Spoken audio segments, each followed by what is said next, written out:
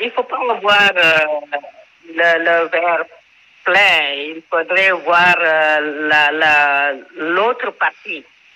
Et moi, c'est l'autre partie qui est positive.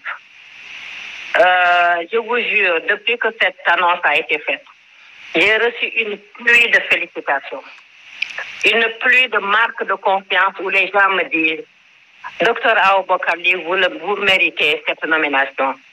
Même vous méritez même plus.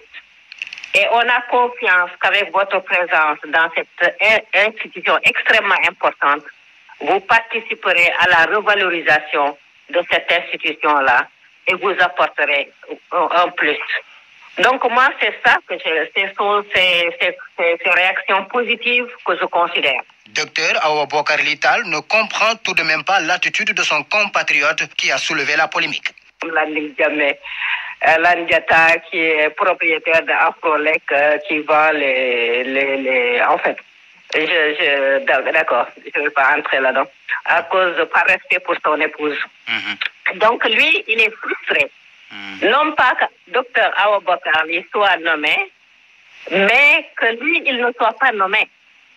Parce que lui, c'est un militant actif de PASTEF qui s'est vraiment beaucoup investi. Ça, il faut le lui reconnaître.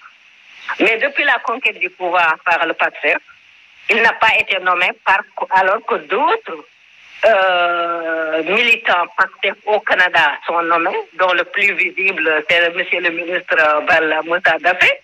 Et lui, il n'est pas nommé. Alors c'est ça son problème. Maintenant que ce qui est fait, Aboubakar Ly Tall est prête à servir sa nation comme elle l'a toujours fait, dit-elle. Elle remercie le chef de l'État et son premier ministre, le président de la République, qu'elle révèle défendre au niveau international. J'ai tous les atouts, les connaissances et les compétences qu'il faut, et la personnalité qu'il faut, et les valeurs qu'il faut pour être à ce poste-là. Bien sûr que je félicite monsieur le chef de l'État et je l'encourage beaucoup. D'ailleurs, quand on parle, les gens mettent toujours les choses de côté. Parce que quand une franco-tunisienne s'est attaquée à lui en disant le voir avec ses deux épouses me révulte, c'est moi qui l'ai défendu. J'ai écrit, moi je suis une intellectuelle, je suis écrivaine, je suis analyste. J'ai écrit pour le défendre, j'ai demandé à cette femme-là de quoi elle se mêle.